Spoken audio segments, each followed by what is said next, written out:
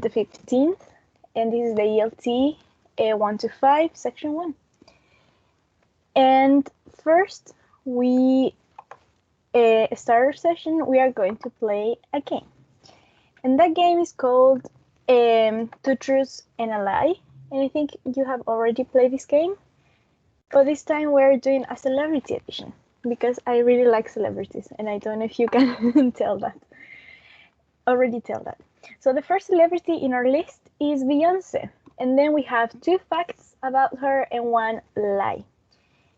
And it says her current estimated net worth is over $1 billion. And then it says she starred in a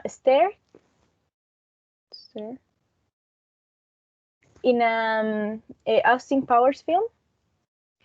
And then it says she started dating Jay-Z in 2001 when she was 19 years old. If you don't know, Jay-Z is a famous rapper, and it's her husband. And the Austin Powers films are like a film series of, it's a comedy. I think they're comedy movies. So which one do you think is false out of these 3 statements? Which box?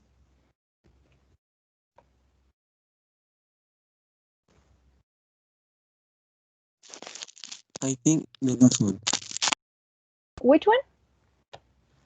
The last one. The last one? She started dating Jay-Z. So that one is actually true. She started dating Jay-Z in 2001 when she was 19 years old. The one that it's false is the first one. She doesn't have over $1 billion.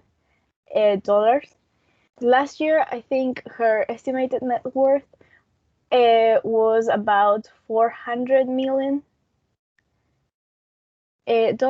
which is still a lot, but it's not close yet to $1 billion, which is a ridiculously big amount of money if we think about it.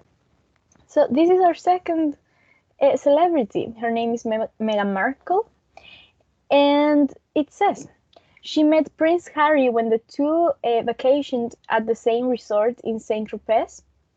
Then it says when she hit her big break as an actor, because if you don't know, Meghan Markle is an actress.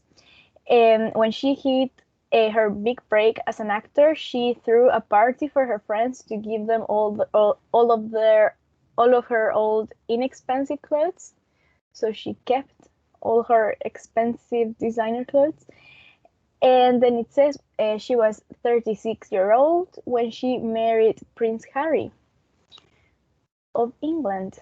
So which one do you think it's false?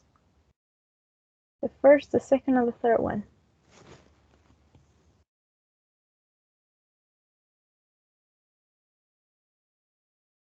She is a Duchess, or it was, of Sussex. She's still, I think. What do you think?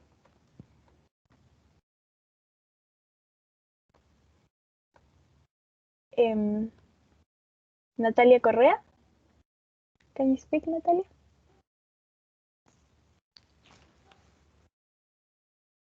No. Omar Fernández? Yes. Which one do you think it's false?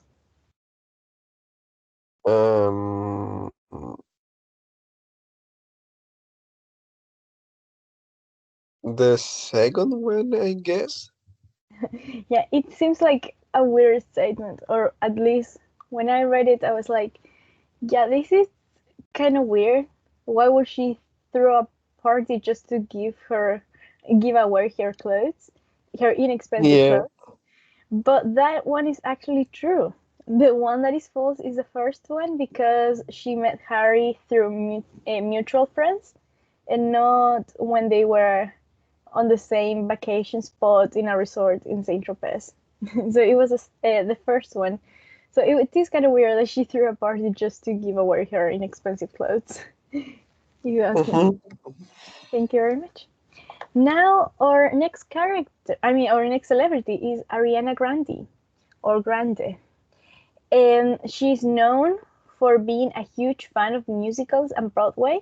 And I don't know if you know this about her, but she's a singer and it's also an actress. Then it says, while on tour on Chicago, she adopted a stray dog named Rocco. And the third one says, she once received hate after a video went viral of her licking a donut but not buying it. What do you think about this one? Which one do you think is false? The first, the second, or the third one?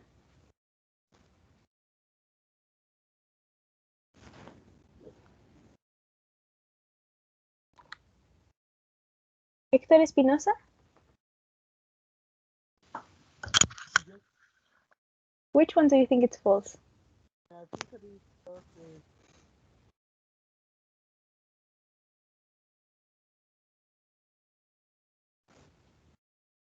Hello. Hello. The two or no? Number 2? 3. 3. That one is actually true. She received a lot of hate on social media, especially on Twitter, when a video of her like in a donut place appeared in which she actually licked a donut and then she made like a disgusted face and she did not bought it. So that one is true. The one that is false, however, it's number 2. She didn't adopt a stray dog named Rocco. Now our next celebrity is Ed Sheeran, singer, songwriter, producer, Ed Sheeran. So it says, he and Harry Styles have matching tattoos. Number 2 says, he was rated worst dressed man in 2013. And number 3, even though he's from Irish descent, he was born in the United States. What about this one? Which one do you think is false?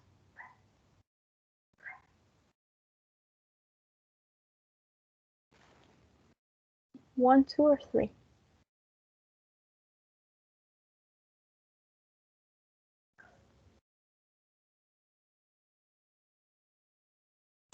Number 3. I think he was. Number 3. You are correct, Sebastian. Number 3 is the one that is false. He was born in the UK. And the other 2 ones are true. He was rated the worst dressed man, I think, more than once by the HQ magazine or something like that, QH. It for a magazine, and he actually wanted to keep his title, which was very funny. But yeah, number 3 is the one that is false. And now this is our last celebrity, and it's Billie Eilish. And it says, she used to be in love with Justin Bieber when she was 12. Number 2 says, as a child, she was a model for Gap Kids. And number 3 says she suffered from the Tourette syndrome. Which one do you think it's false? Which one is the lie here?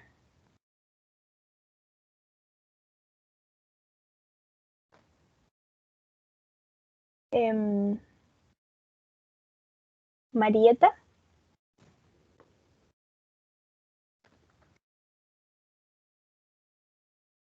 Which one do you think is false?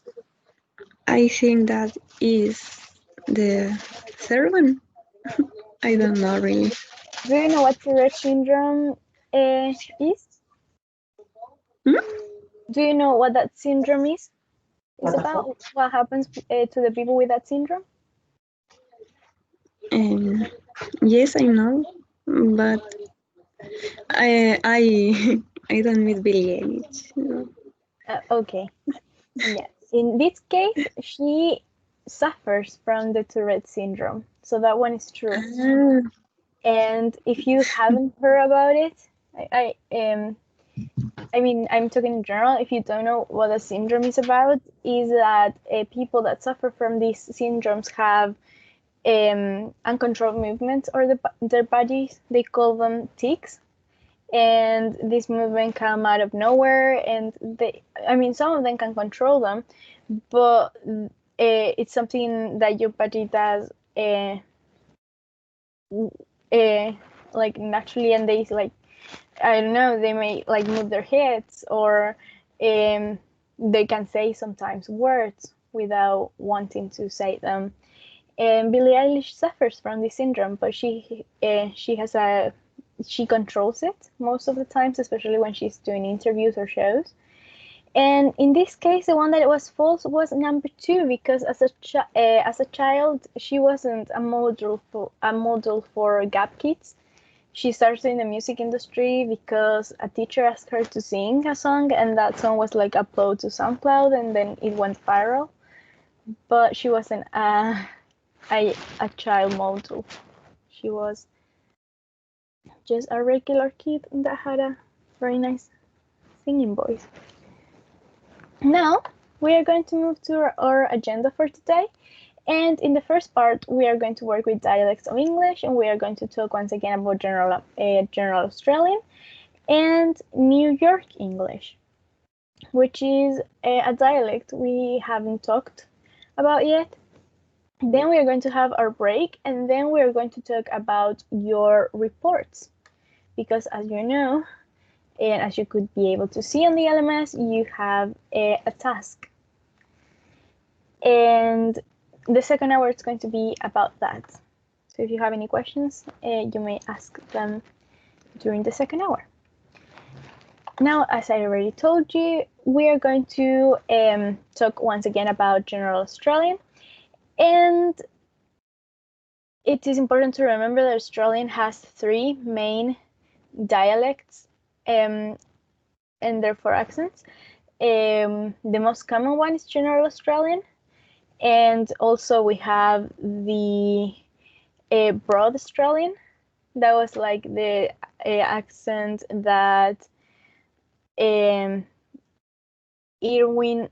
I don't remember his last name, but the typical example, and I don't know if you were able to see him on television before he died. He was very well known for being surrounded by crocodiles. Crocodile? These very dangerous creatures, and he was very good controlling them, to say something like, yeah. And he had that type of accent, and also we have the cultivated one. So generally, when we speak about Australian, the Australian English, we have these 3 variations, but the most spoken one is the General Australian, and that's why it says there that it is the most common accent in Australia, and you will hear this accent in most suburban areas of the country. Generally, the General Australian is the one that you are going to listen to in most of television, films, news. Like in general, as it is the one that is spoken the most, it is the one that you are probably going to encounter the most if you go to Australia or if you consume media from Australia. And then it says, this accent, the General Australian, is not as strong as the Broad Australian, though it can be characterized by nasality and distinct pronunciation. With this being said, we are going to talk about some of the changes in pronunciation we already talked about. And as you know, most of consonants are pronounced the same as in, I don't know, RP or General American. But there are some changes, and some of them is that the letter R, for instance, in the word letter, in the last syllable, it's usually, the final R in the word letter In this case, it's silent. Therefore, a person using a general Australian accent, it's not going to say letter. It's likely it's going to say letter, because it's not going to pronounce the final R sound. And the same happens with the word, for instance, that it says, for example, car becomes ka. It's because they are not going to pronounce the final R sound. Then it says that the letter T in Australian English, it is frequently softened, making a sound closer to an American D. So the same happens with the word letter. It's going to be more like leather, or beta, that usually like in RP, it's like letter. They're going to say letter. I mean, beta, it's going to be beta. And then it says nasality. And this is something like, in general, Australian English words have a greater nasal resonance. And for instance, when you say the word right, that's how at least I will typically say that word. But in a general Australian accent, I would say right. So there's a difference between saying right and right. And one of them is that the second one, right, has a greater nasal resonance. If you have any questions, just let me know, by the way. And now we are going to move once again to what we call slang. So these distinctive words that are only used very likely in Australia. The first one is snack. And snack, as you can see there, is a sausage. There are another ways in which you can call a sausage in Australia, but you usually use this vocabulary when you're talking about an activity such as preparing a barbie or a barbecue. And it is very likely that Australian people is not going to say, I am going to put a sausage on the grill. It is very likely that they are going to say, I'm going to put a snack on the grill, instead of saying the whole word. The second word we have is stocked. And it means happy or pleasure. For instance, I can say, I am stocked because I am going to eat some apple for brekkie. And that will mean that I am happy because I am going to eat some avocado for breakfast. And then we have the word Australia, which is how they will write Australia. Or for instance, an example could be, I'm from Australia. Then we have footy, which is Australian football. They have their own sport with their own rules. So an example could be, I'm watching the footy, or I'm gonna watch the footy. And then it says great. That is the way they usually say, or they usually greet, and it means hello. And this usually it's also said followed by mate. So they usually say like good day, mate. And it's something very common for them to say. So the words are snack, stocked, Australia, footy, and good day.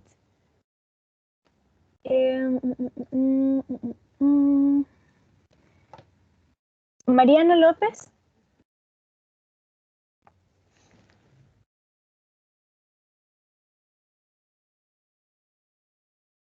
Mariano?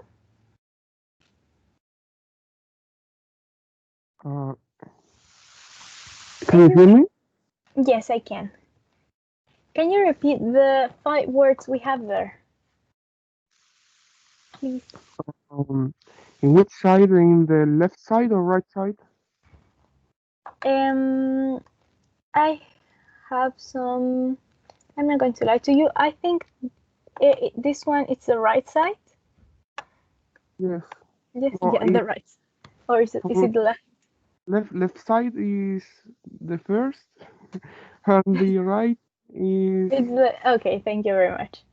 Yeah, I always have trouble identifying them when I'm seeing like something on the other side, because I know this is my right hand and this is my left hand, but when I'm seeing something that it's reflected or in another position, I just get very confused. So thank you very much. So can you pronounce the words on the left side, please, of the screen?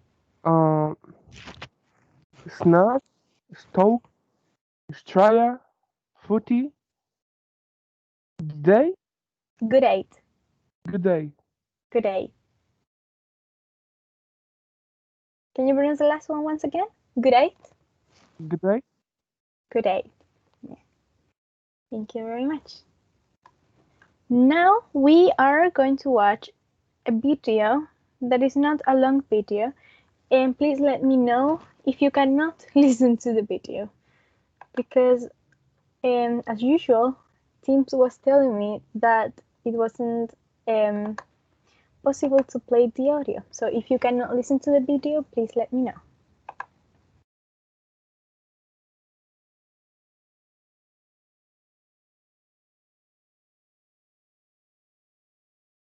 No, we can't listen this. Okay, thank you very much.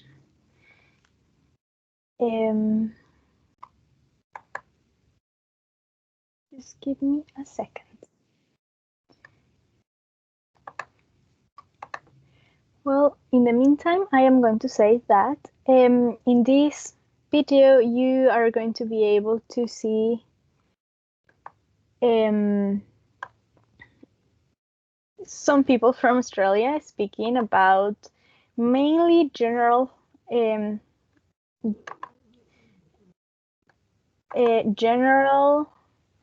Australian, but they are also going to say, for instance, a person from using a broad Australian accent, it's going to say this, or a person, they're also going to show an example of the cultivated accent. So please pay attention to that.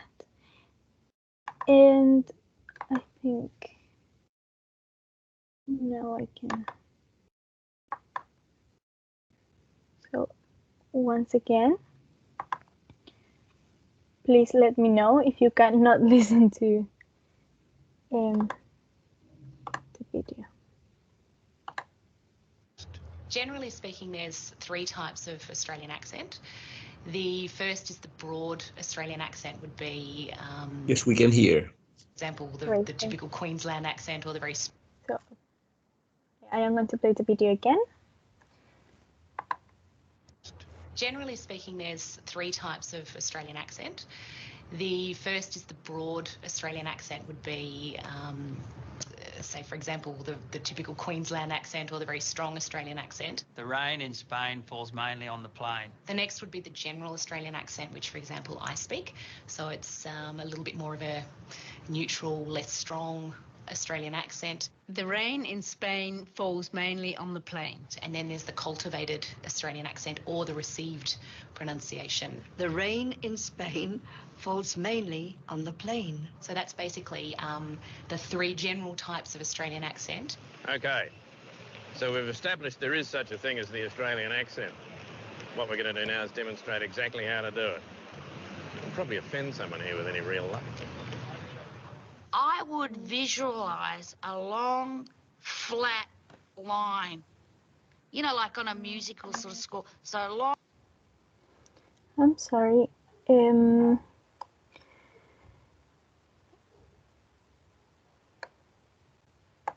Score. So long, flat line. I can. And you try and just keep your words going along that flat line. Don't go up and down, just long, flat line. You have to imagine that your tongue is like lying over an exercise ball, like in your mouth. It's just like leaning back over an exercise ball. And you can't let it get too busy. The Australian accent, when we actually start to teach an actor or teach someone how to do it, I'm sorry, I wanted to and I wanted to activate the subtitles, but there's no subtitles available for the video. And now you can see what I'm saying, but I'm sorry that there's no subtitles for the video. I'm going to start the video again. So Generally speaking, there's three types of Australian accent. The first is the broad Australian accent would be, say, for example, the typical Queensland accent or the very strong Australian accent. The rain in Spain falls mainly on the plain. The next would be the general Australian accent, which, for example, I speak. So it's a little bit more of a neutral, less strong Australian accent. The rain in Spain falls mainly on the plain. And then there's the cultivated Australian accent or the received pronunciation. The rain in Spain falls mainly on the plain. So that's basically the three general types of Australian accent. Okay, so we've established there is such a thing as the Australian accent. What we're going to do now is demonstrate exactly how to do it. We'll probably offend someone here with any real luck. I would visualize a long, flat line. You know, like on a musical sort of score. So a long, flat line, and you try and just keep your words going along that flat line. Don't go up and down, just long, flat line. You have to imagine that your tongue is like lying over an exercise ball, like in your mouth. It's just like leaning back over an exercise ball, and you can't let it get too busy. The Australian accent, when we actually start to teach an actor or teach someone how to do it, is based on the soft palate, the soft muscle at the top of the mouth, at the back of the mouth, actually starting to relax down. And you lose some of the height of it, which I'm actually doing now. So it's a very difficult accent to do because I think we've got the flattest R in the world, and that allows us to do almost everybody else's accent, because all we're doing is learning how to do something. We're not learning how to undo. Well, if you take the particular sound R, A-H, R, and you asked a group of people to say that particular sound, and you were listening for their particular accent, and you took a few words, for example, ask, pass, and banana, and let's say you ask those particular words to be said by an American. Ask the master to pass the banana. An American would say ask, pass, and banana. The tongue is so active in the American accent. So it's as a muscle, the tongue as a muscle is probably much more, hyperactive than ours. If you asked an Australian or a series of Australians to say those particular words, ask, pass, banana, you're going to have slight variations, of course, through the placement in the mouth. Ask the master to pass the banana. You might get something quite broad. Ask, pass, and banana. Ask the master to pass the banana. So you're going to get huge variations in that sound to say, this is the Australian sound, and is there one? Can we condense it to saying, this is the Australian accent, it's this sound? Ask the master to pass the banana. Ask the master to pass the banana. Ask the master to pass the banana. Ask the master to pass the banana. Ask the master. Ask the master to pass the banana. Ask the master to pass the bananas. Ask the master to pass the banana. Ask the master to pass the banana. So that was the video, and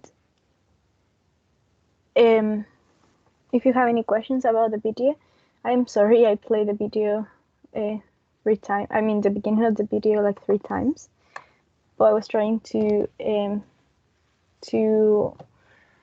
show them the subtitles for it, and they didn't appear, so I'm sorry about that. And now we are going to practice with the Australian slang. So we are going to do this before we move onto the New York accent. And there you have 10 words and in one column, and you have letters on the other one with the meaning of those words we have on column number 1. So you have to try to guess the definition of the following Australian slang. I am going to give you some minutes. 5, I think, or like 3. There are many. You just have to read them and try to identify what they mean. So we have Haryaka, Danny, Coldy, Brecky, Sick, Crazy, Bobby, Thongs, Rolly, and Hips. And then on the other side, you have breakfast, loads of money, toilet, flip-flops or sandals, barbecue, Christmas, hard work, awesome, umbrella, and beer. And you have to link the definitions to the words. I think we have talked about some of them, so you may have an idea of which ones can be which. So off you go.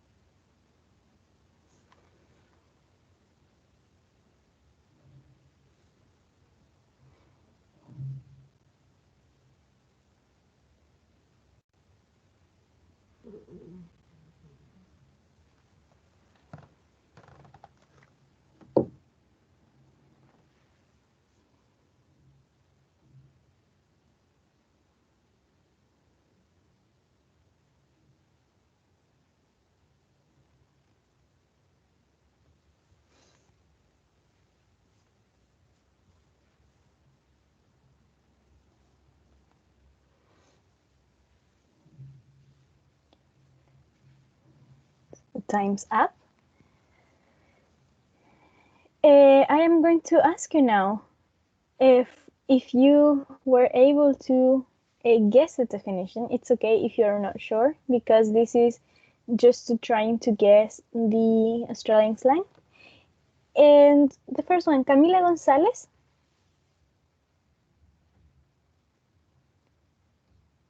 Camila.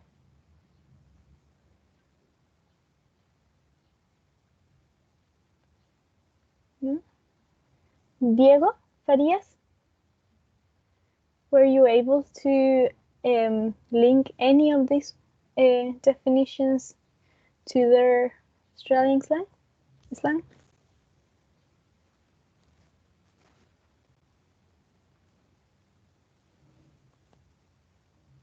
Diego Troncoso?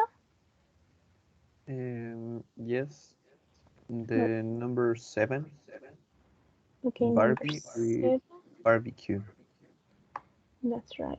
Barbie with barbecue. So it's 7 with letter E. I'm sorry, it looks very bad, but thank you very much. I have one too. One, okay. Which one? Colby is beer. Okay. So Colby number 3 goes with this one. And Johnny is toilet. That's right. They call a Danny for them. It's a toilet, which is very weird for me to think about the toilet being called Danny. Brekkie also. I know Brekkie is breakfast. That's right. Miss, Yes, Omar, I think. Thank you very much, Ignacio. sick with awesome, right? Yes, something that it's sick. It's something that it's awesome. Like, oh, that was sick. It's like saying, oh, that was awesome. So yes. Marieta? Sí, Miss. Yes. Broly is umbrella. So, that's number 9. Number 9. 9. No, Broly with umbrella. That's right. You need some brollies when it's raining, right? Thank you very much. Now, which ones are missing? Number 1, number Arjaka, it's hard work. That's right. It's a because of the same word, it's kind of similar, but the second one it's completely different to work. So Haryaka. Chrissy is Christmas, right? Yes. Chrissy. So Chrissy is around the corner. There's some, I think, like 2 weeks left before, or 3. No, 3. 2 weeks. Tips is much of something. I think it's lots, many. Yes. There's hips. And I think there's only one missing. Yeah, thongs, flip-flops, or sandals. That's right. So if you hear the word thongs in Australian English, don't worry, it's where they're talking about their sandals or the flip-flops. So that, I think you got them all correct. Now we're going to see the answers. that looks a little bit more clear and neat. But yeah, you are right. Thank you very much, Ignacio, and Marieta, and Diego, and everyone, Omar, who participated. And those are the definitions with their Australian slang. Now, with this being said, we are going to move on to the New York dialect. And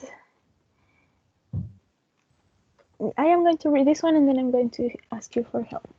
So the New York dialect, and therefore the New York accent, because remember, accents are part of a dialect. It's one of the most recognizable American accents. And when we talk about New York accent, we are including 5 boroughs, and these are the accents you can find in Long Island, Westchester County, the Lower Hudson Valley, Connecticut, and New Jersey. And every single one of these places, or basically New Yorkers, they all have like their distinctive own accents that are similar, yet at the same time sometimes it can be different from each other, but there are some features that they all share, some shared features, and we're going to see some of them now.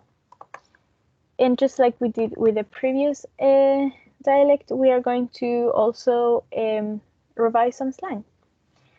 So first, we have the changes in pronunciation. And Sebastian, can you help me with the first dot or point,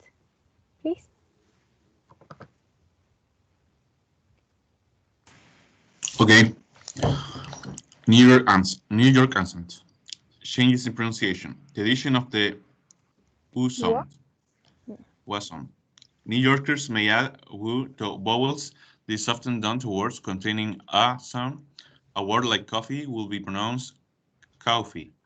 Coffee. Yeah, that's right. Thank you very much. Diego Farias, Yes. can you pronounce this one, please? Okay. Elongated vowels. New Yorkers often alter the pronunciation of vowels by splitting them up into multiple syllables. For instance, talk becomes talk. That's right. As we know, thank you very much. As we know, the word talk, it's only one syllable, but for them, it's like if they split the word like into two, so they have talk, and it becomes like a two-syllable word. So thank you very much. And Hector Espinosa, Yes. can you pronounce the last point, please? Can you read? I mean, no problem. All right. Emphasis on introductory syllables. New Yorkers may stress the first syllable, whereas other dialects may stress the second. For example, pecan is pronounced pecan. Thank you very much. That's right. Some people may say pecan, but for New Yorkers, the word's pecan. So, one additional feature I think that it's not mentioned here, and I think it's important to remember, is that in the New York accent, people drop the letter R in random situations. Therefore, for them, the word car, it's sometimes not pronounced with the final R sound, and they also have the linking feature or the intrusive feature in their accent. For instance, I don't know if you remember the example of I saw it. Instead of saying I saw it, like I saw something, they are going to say I saw it. So they are going to add the intrusive R. But for example, in the word doctor, they are not going to say doctor like we will usually assume an American person say. They are going to say doctor. They are not going to pronounce the final R sound. And it's just because they just randomly elide the R sound of the words. So now we are going to move on to the New York slang.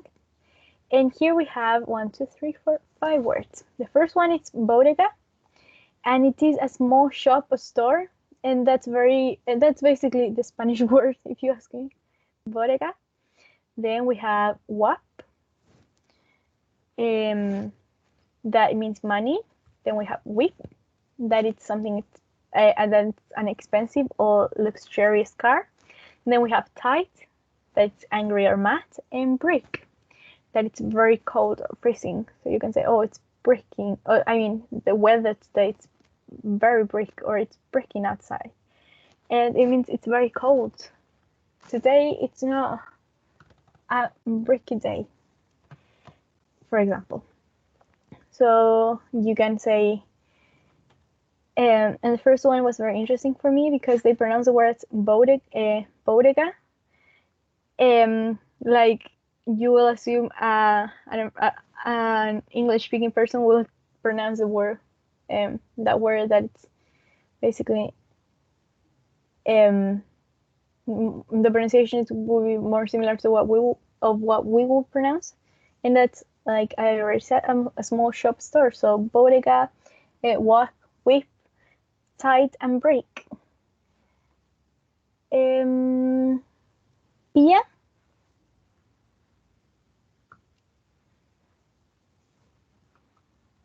Pia? Yes, Can you please. pronounce those 5 words, please? Bodega, WAP, whip, brick, tight, and brick. Thank you very much. now we are going to watch a video, and please let me know if you cannot listen to the video. This video, by the way, it's about New Yorkers. Here you can hear people from the streets talking about the New York accent. So please let me know if you cannot listen to it. Nothing for nothing. Nothing for nothing. So you don't think that's an accent? No, it's New York. That's the way we speak. Forget about it. How is it New Yorkers? Nothing for nothing. Nothing for nothing. Can you listen to? Yes, me. Yes. Yes, miss. Great. So now we're going to listen to it. Nothing for nothing. Nothing for nothing. So you don't think that's an accent? No, it's New York. That's the way we speak. Forget about it. How is it New Yorkers have no problem saying the truth, but they're in denial about hearing the truth about how they sound? Died.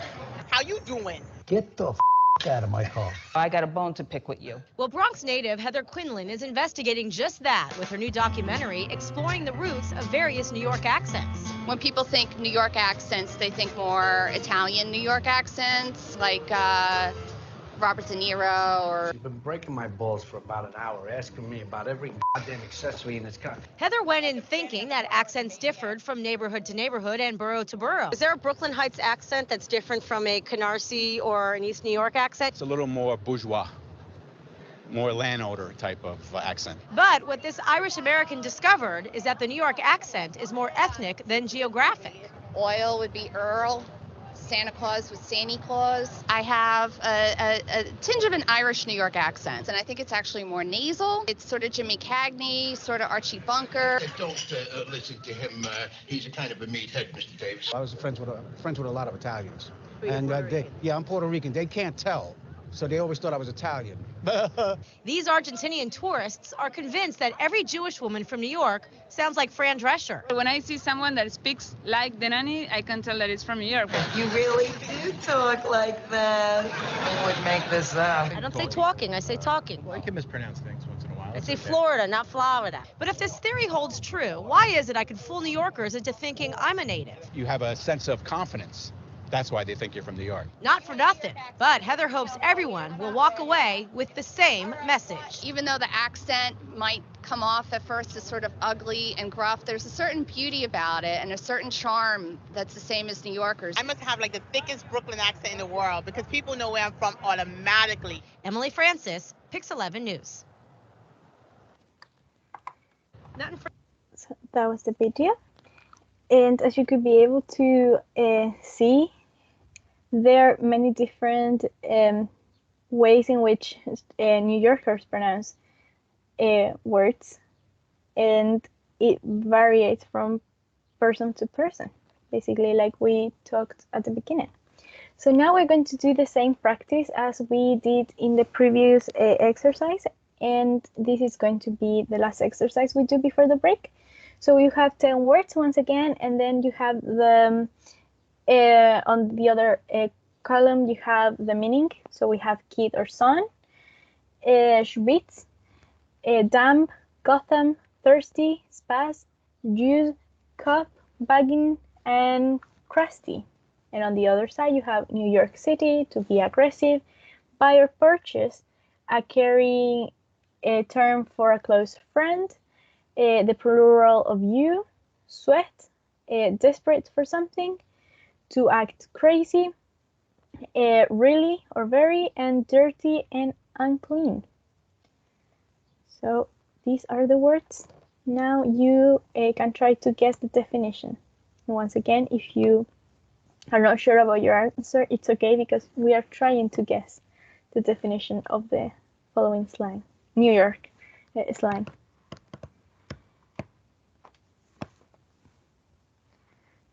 If you have any questions, just let me know.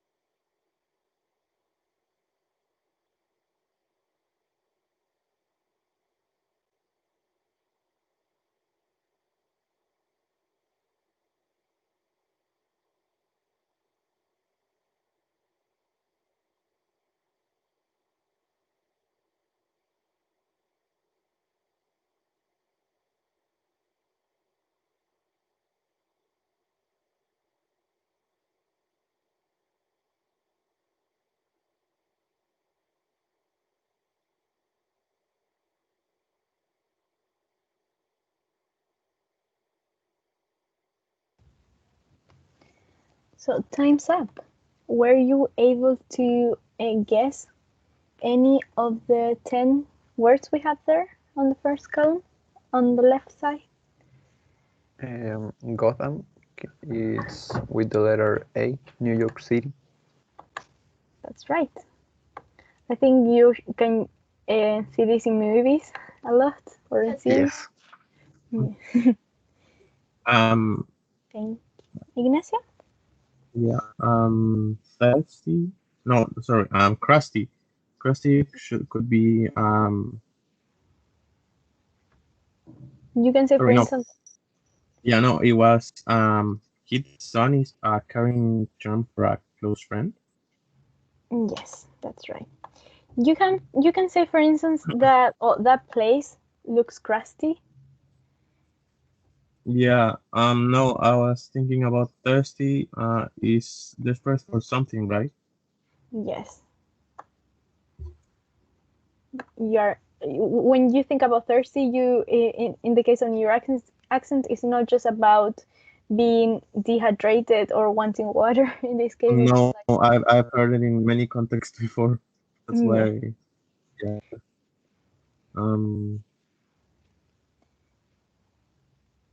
Crusty is dirty and unclean, right? yes. So when something's crusty, it's something that doesn't look very appealing. So, yeah. Do you have another one? Yeah. Bugging, truck crazy. Number 9. Then with Yes. letter H.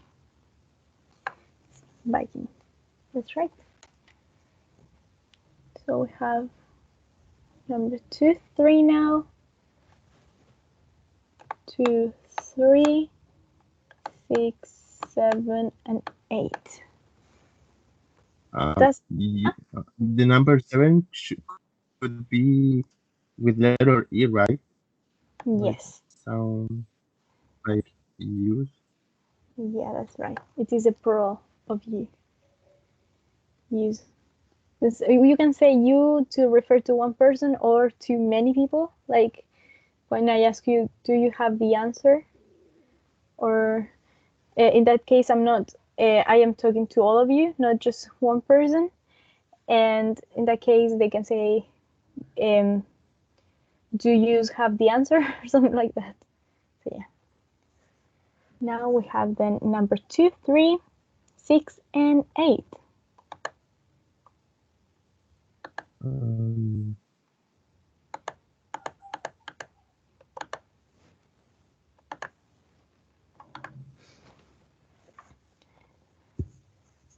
Dumb could be really or very. Or not? Dumb, it's number 3. Number 3. With a letter E, that's right. Letter E. I mean, I. I. Letter E was with number 7. Now we have 8. I think Yeah, the number 8 is letter B. 8 with letter B. Yes. Cop with to be very aggressive. Cup number. I am going to give you a hint. It's very close. Very, very close. And it's not with letter D. I mean, with letter B, but with letter C. So now we have 2 left. Number 2 and number. I don't know how it's pronounced. Number 2, Schwitz? or something. Yeah, it's sweat, I think. And spas is to be very aggressive, or maybe I'm making a mistake. No, it's correct. Spitz is sweat, and spas is to be very aggressive. So this looks very ugly, but this is how it should be done. So those are the answers.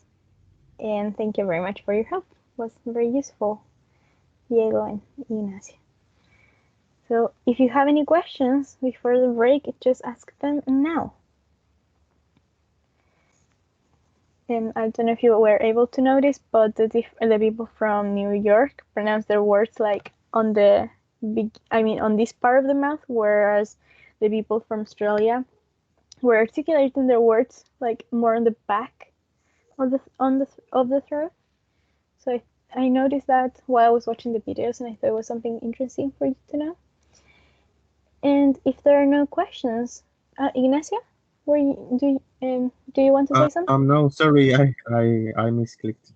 Okay, so now if there's no questions, we are going to have our break. So please be back at 9:50. Okay, miss. 9:50. So I will see you after the break. See you later. See you later.